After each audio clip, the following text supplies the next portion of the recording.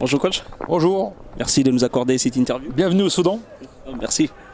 Alors, vous êtes arrivé ici depuis un certain moment et ça se passe bien, votre situation ici au Soudan? Oui, depuis un an, je suis sélectionneur national du Soudan et ça se passe très bien. L'intégration s'est très bien fait avec les dirigeants de la fédération qui sont très accueillants, très gentils, et qui sont ambitieux pour le développement du football au Soudan. En plus, je dirais qu'on a eu des bons résultats. On a réussi à battre le Ghana, ce qui nous permet d'espérer pouvoir se qualifier pour la CAN 2021 qui se jouera en 2022. On a notre chance, il reste 2 matchs. Si on arrive notamment à gagner le premier match à Sao Tomé, on aura une bonne chance, peut-être on aura notre chance pour participer à la CAN. Donc c'est très important pour le Soudan, puisque ça fait très longtemps que le Soudan n'a pas participé à cette compétition. Et comment vous jugez vos résultats? Pour l'instant, vous êtes tout proche de la qualification quand même, on va dire. Oui, on a fait un exploit contre le Ghana, contre une grosse équipe. On les a battus 1-0 ici. C'était un gros match. On a fait beaucoup d'efforts pour gagner ce match.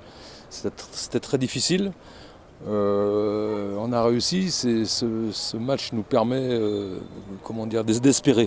d'espérer. Après, avant ça, nous avons fait des bons résultats aussi. On a gagné au Tchad, on a gagné en Éthiopie, on a fait beaucoup de matchs amicaux. Parce qu'il faut savoir qu'ici, l'équipe nationale est représentée surtout par les 2 grands clubs, Al Hilal et El Merreikh. Donc, ce qui me permet d'avoir souvent les joueurs en stage ici même au Soudan. J'arrive souvent à regrouper les joueurs et ça, c'est un avantage certain pour bien préparer l'équipe. Et est-ce que les derniers résultats enregistrés par cette équipe nationale soudanaise mettent en lumière les qualités des joueurs que vous avez? Oui, bien sûr. C'est-à-dire que c'est un groupe. On n'est pas forcément une nation au niveau du Sénégal ou du Maroc ou de l'Algérie, pas encore. Pas du tout. On est dans la bonne moyenne africaine, on dira. Mais ce qui est intéressant, c'est c'est un vrai groupe, puisque tout le monde se connaît, tout le monde joue ici. Il n'y a que 1 ou 2 joueurs qui jouent à l'extérieur, à l'étranger. Donc on peut former un vrai groupe. Et ça, c'est un plus pour nous. C'est aussi un avantage, puisque tout le monde se connaît et est très solidaire entre eux. Et le travail que vous effectuez, est-ce que vous avez cette liberté-là sur les choix effectués? Oui, complètement. C'est ce que je disais tout à l'heure. Les dirigeants de la fédération soudanaise sont des gens très sages. Ils me laissent travailler, ils me font une grande confiance. C'est pour ça que je suis resté là, parce que en fait je suis là depuis un an, j'avais signé seulement un an, je voulais voir un peu comment ça se passe, c'était un peu pour voir quoi. Et ça s'est très bien passé, c'est pour ça qu'ils m'ont demandé de rester et je suis resté. Et si on parlait un peu de ce qui s'est passé dans les années passées, votre passage au TP Mazembe, Oui, surtout. que vous retenez ce passage? C'est que vous avez gagné un titre. Voilà, un grand passage. J'ai pas gagné un titre, j'en ai gagné 4. J'ai gagné parce que tous les titres comptent.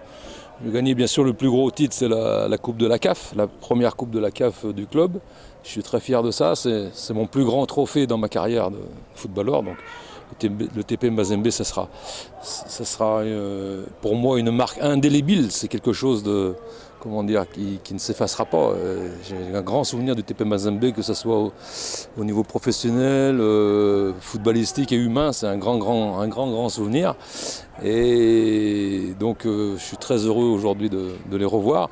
Donc les autres titres qui comptent aussi, c'est le championnat du Congo, la Lina Foot, la Super Coupe du Congo qu'on a gagné contre Renaissance, et aussi la Super Coupe d'Afrique, qui est un grand titre aussi. Donc avec le TP Mazembe, il y a 4 titres. Grâce au TP Mazembe, j'ai pu remplir ma carte de visite. Alors, ça vous manque tant que ça, le TP, peut-être un jour?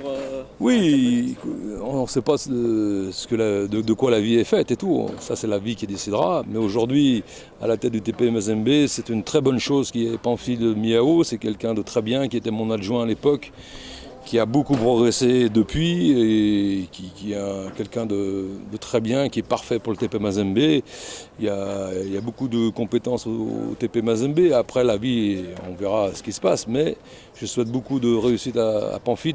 Il le mérite. C'est quelqu'un connaît bien le football, qui est très intelligent et aussi qui a envie d'apprendre, qui est quelqu'un qui est toujours en recherche de progrès. Et ça, c'est très important dans ce métier. On va dire que vous le connaissez quand même très bien. Vous étiez parmi les premiers entraîneurs par lesquels il était l'adjoint. Quel souvenir vous revient quand on vous parle de Pamphile?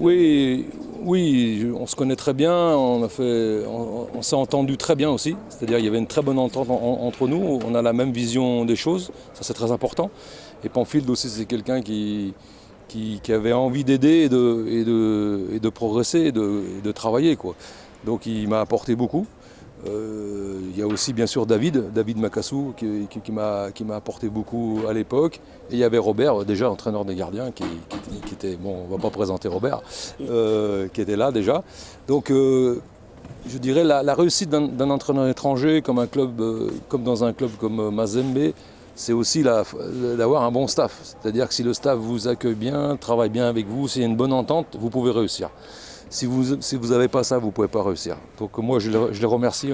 Je profite de votre intervention aussi pour vraiment les remercier une nouvelle fois, que ce soit Pamphile, David ou Robert, de m'avoir aidé beaucoup et de m'avoir permis de gagner des titres avec Mazembe. Je les remercie beaucoup encore. Vous avez gardé quelques contacts? Bien sûr, on s'est appelé il y a 2-3 semaines. C'était, comment dire, avec David et Pamphile, c'était au sujet d'avoir quelques renseignements par rapport à Simba. On s'est appelé par rapport à ça. On a les numéros, on échange. Heureusement, WhatsApp existe. En Afrique, WhatsApp, ça marche bien. Merci à vous. Peut-être un mot sur la Ligue des Champions. Oui. Qui va jouer contre... C'est un match très important pour les deux équipes. Mazembe reste sur un match nul.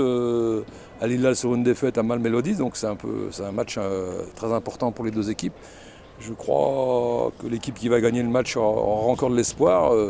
Celle qui va le perdre, ça sera difficile pour elle, quoi. Vous connaissez un peu les deux mondes, quelles similitudes et quelles différences par rapport au niveau? Oui, il y a quelques similitudes, mais c'est un peu différent. Après, il y a les conditions de jeu aussi. Demain, match à 3h, tout ça. Mais enfin, les Congolais, les Katangais ont l'habitude de jouer souvent à cette heure-là. Donc, et les conditions de jeu aussi, c'est important en Afrique. Et demain, il risque de faire un peu chaud, mais je pense que les gens de Mazembe sont habitués aussi. Merci à vous. Merci, au revoir.